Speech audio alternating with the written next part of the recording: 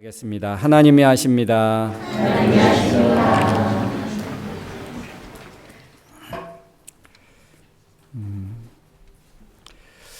오늘 우리 이 누가복음 우리 19장 말씀에는 삭개오의 이야기가 나옵니다. 우리 너무 잘 알지요.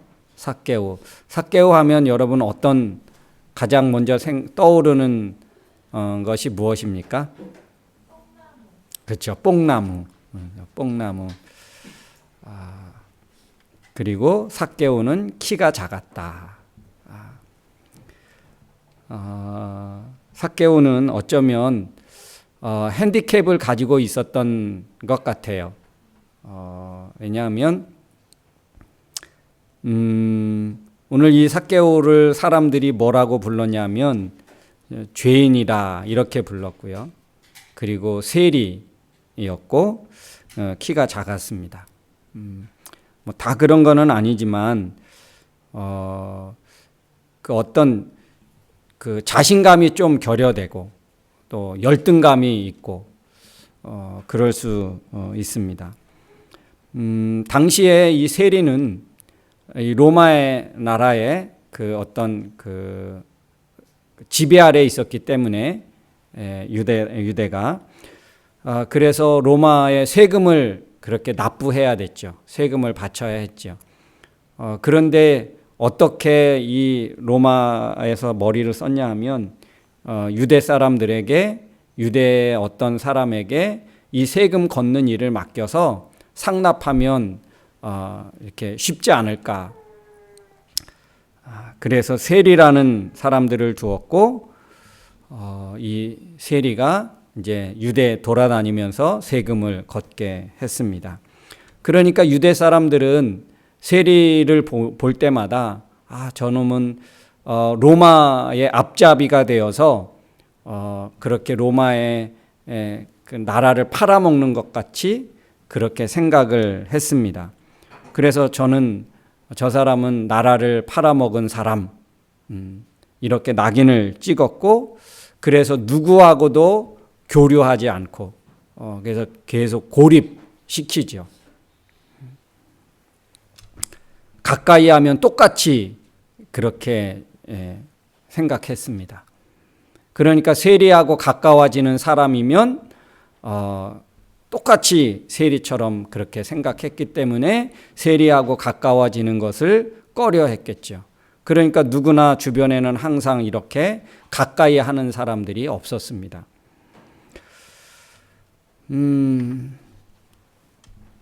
그래서 이런 어떤 이 삭개오는 세리라는 어떤 직업에 대한 컴플렉스 그리고 어떤 키가 작다는 것 그리고 열등감이 있고 굉장히 어떤 인정의 어떤 그런 인정 욕구가 있었던 것 같습니다.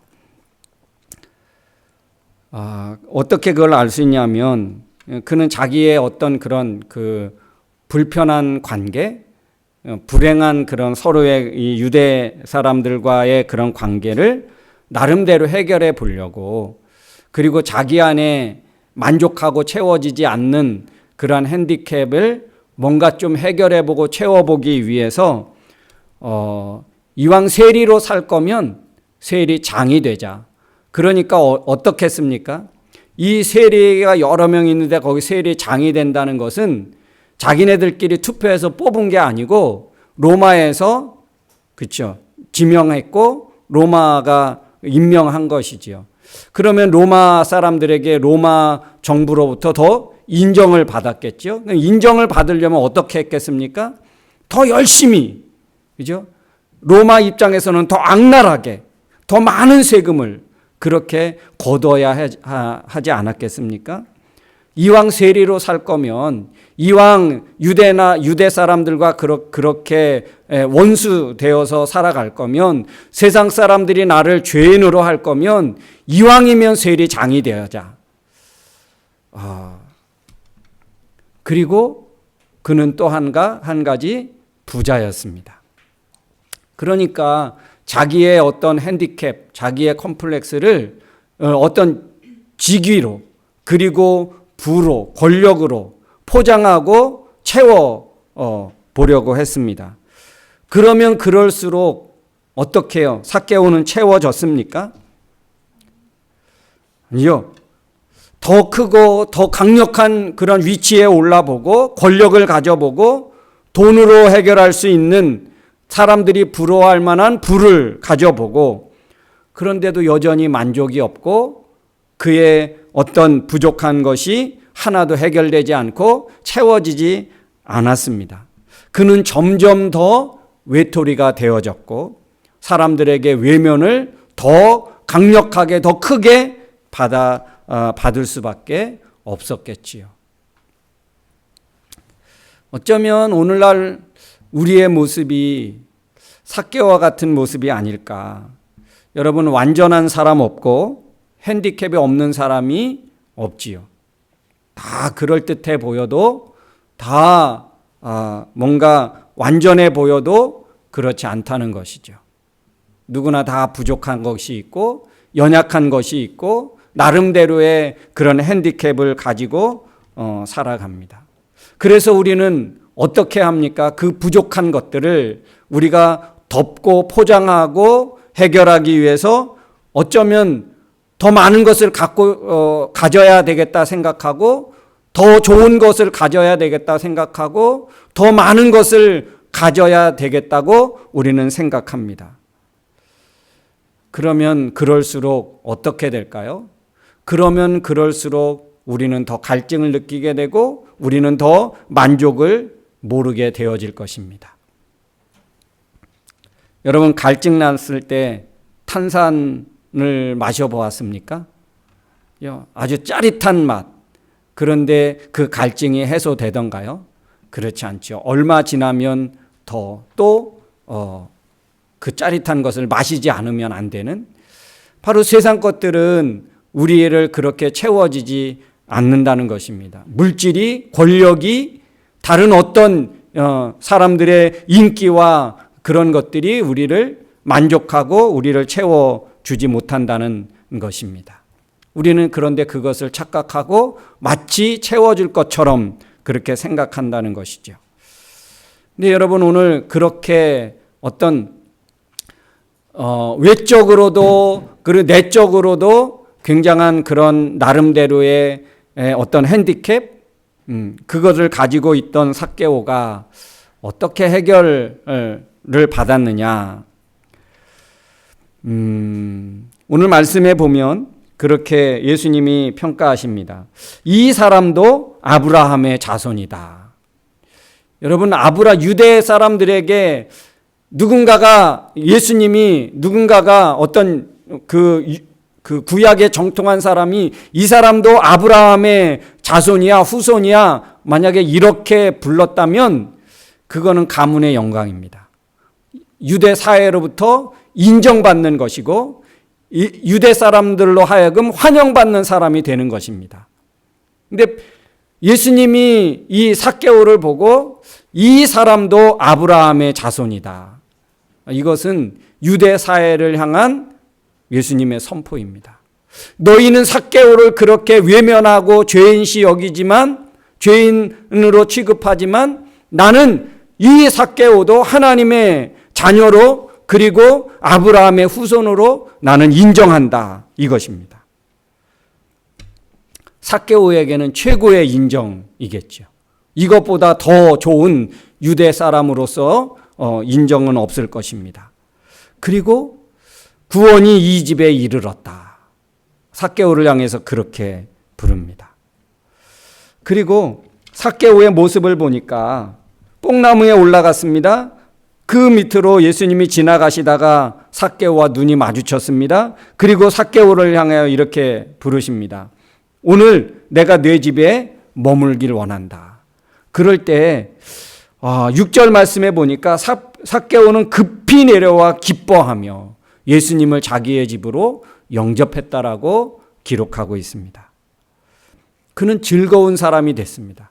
그동안에는 사람들 만나는 거, 특별히 유대 사람을 만나는 거, 이것은 너무 두렵고 가까이 하면 안 되는 사람으로 그는 스스로도 생각했습니다. 왜냐하면 유대 사람들은 유대 사회에서는 자기를 죄인으로 생각했으니까. 그런데 오늘 예수님을 만나고 나서 구원이 삭개오에게 이르게 되었고, 삭개오는 정말 즐거운 사람이, 행복한 모습으로 뽕나무에서 내려오게 됐습니다. 여러분, 뽕나무에 올라가기까지 삭개오는 어땠을까요? 뽕나무에 올라가기까지 늘 외로운 외톨이로, 누구도 자기에게 그렇게 관심 기울여 주지 않는 그런 모습이었겠지요. 삭개오가 예수님을 예배한 장소가 뽕나무입니다. 뽕나무. 예수님이 만나 주셨죠. 누구도 만나려고 하지 않는 삭개오를 예수님이 만나 주셨죠. 여러분, 우리는 창세기 28장에 보면 야곱을 압니다.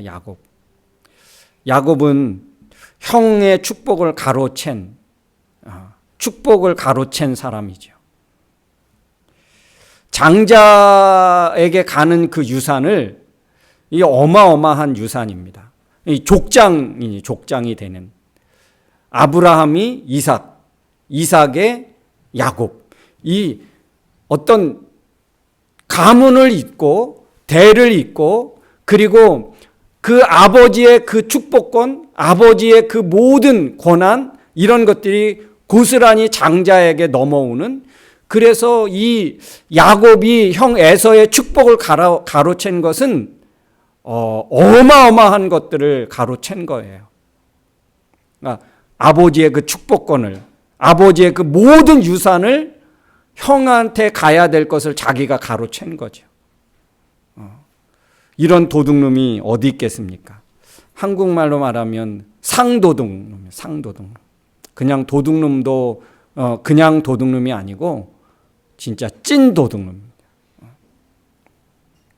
형제 사이를 원수가 되게 만드는 그런 원인을 제공한 사람입니다. 그러니 여러분이 형 에서가 얼마나 화가 났겠습니까? 그죠? 가만두고 싶지 않겠죠. 얼마나 화가 났겠습니까? 이 에서의 그런 어떤 두려움을, 어떤 보복의 두려움에 의해서 야곱은 그 이삭과 어머니 리브가가 이제 외갓집으로 피신을 시킵니다. 야곱이 그렇게 형 에서를 피해서 도망하여 가는 때 한 곳에 이르렀을 때 해가 저물었습니다. 근데 거기에서 그날 밤을 자는데 돌을 베개하고 잤습니다. 이게 노숙했다는 거예요. 노숙. 어쩌면 그의 노숙하는 그 광경을 보면서 그래도 싸다, 그럴 수 있을지도 모르겠습니다. 측은하다 생각 들지 않겠죠. 그런데 여러분, 하나님은 노숙하고 있는 야곱을 찾아오셨습니다. 그래서 14절, 15절 말씀에 보면 하나님께서 그에게 그렇게 말씀하십니다. 우리 창세기 28장 한번 우리 찾아가 볼까요? 창세기 28장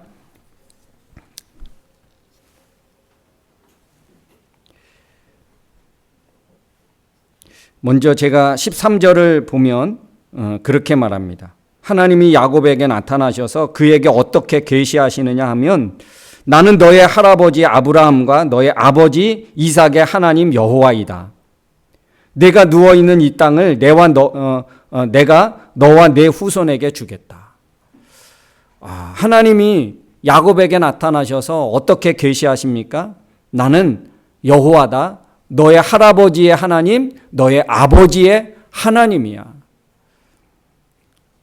아브라함의 그 축복을 하나님이 계승할 것을 그에게 약속하시죠. 그래서 14절 15절에 보면 내 후손이 땅의 티끌처럼 많아 동서남북으로 사방에 흩어져 살 것이고 세상의 모든 민족이 너와 내 후손을 통하여 복을 받게 될 것이다. 그러니까 어쩌면 이 야곱 말씀에 그럽니다.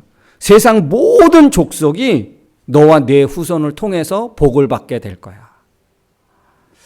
이런 축복이 어디 있습니까? 이런 축복이. 여러분, 야곱 같은 사람에게도 하나님이 찾아오십니다. 형의 배신자, 유대민족의 배신자, 누굽니까? 삭개오예요. 형의 배신자, 둘째라는 열등감, 아버지에게 늘 인정받지 못했던 야곱. 그런데 베델에서 하나님을 만나게 됩니다. 하나님의 계시를 받고 하나님을 경험하게 되고 하나님이 동행해 주신다는 그런 약속을 받게 되어집니다. 모든 족속이 너와 네 자손으로 말미암아 복을 받게 될 것이다. 어쩌면 야곱에게 최고의 축복을 하나님이 약속해 주셨습니다. 우리는 이런 사람이 복을 받는다는 것 인정하고 싶지 않고 성경에 이런 내용이 없었으면 좋을 텐데, 그런데 하나님은 야곱에게 그렇게 축복을 약속하셨습니다. 여러분, 요한복음 4장에 가보면 사마리아 여인이 나옵니다. 남편을 다섯이나 두었던 그런 여인입니다. 이 여인도 어땠습니까? 그 사회로부터 철저하게 외톨이로 살았죠. 누구도 가까이 하는 사람이 없었습니다. 누군가가 볼까봐, 누군가와 마주칠까봐 가장 뜨거운 그 시간에 물을 기르러 우물가로 와야만 했던 여인이지요. 그 사회에서 철저히 외면당했고 그 사회에서 외톨이로 살아갈 수밖에 없었던 여인입니다. 그런데 이 우물가에서 예수님을 만나게 되어집니다. 사마리아 여인이 예배 장소, 우물가였죠. 이 요한복음 4장에 가보면 4장 28절부터 31절에 보니까 그렇게 말씀하고 있어요. 이 여인이 예수님을 만나고 나서 마을로 돌아가서 사람들에게 내가 메시아를 만났다. 내 모든 문제를 해결해 주신 예수님을, 메시아를 내 만났다. 그래서 사마리아 사람들에게 예수님을 전하게 됩니다.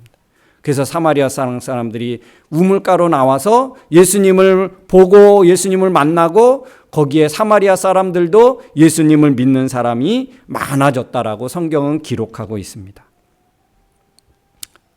이 철저하게 외톨이로 지냈던 사람들, 삭개오, 야곱, 그리고 이름 없는 사마리아 여인. 그런데 예수님을 만나고 하나님을 경험하고 나서 그들은 어떤 사람이 됐습니까?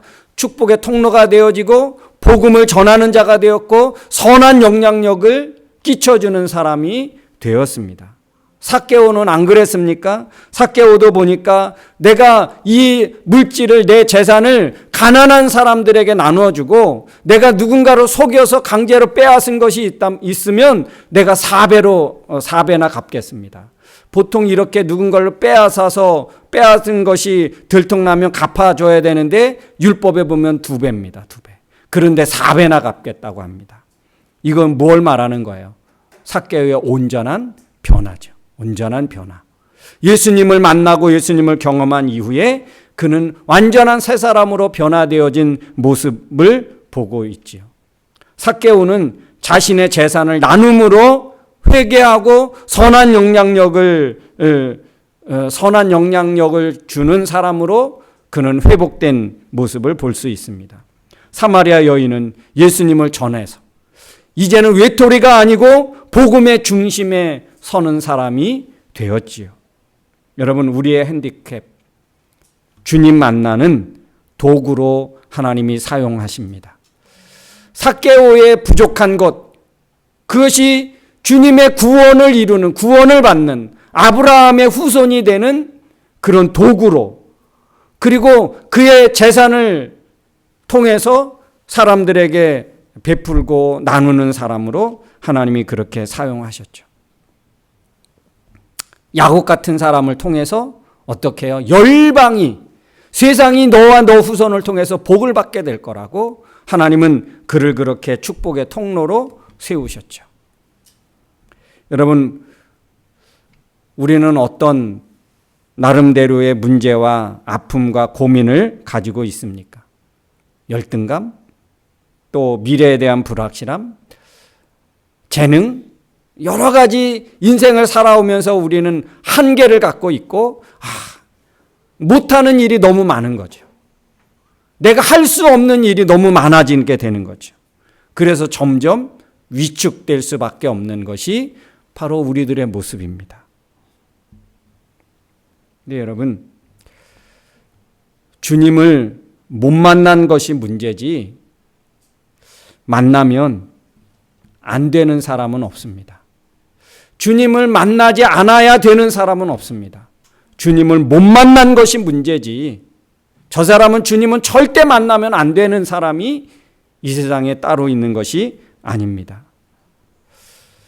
여러분, 주님을 만나면 그동안 해결되지 못했던 것, 고민, 갈등, 우리의 부족함, 우리의 핸디캡, 이것은 다 해결되어질 줄로 믿습니다. 우리의 고민과 갈등이 해결되지 않는 내 안에 어떤 핸디캡이 혹 있습니까?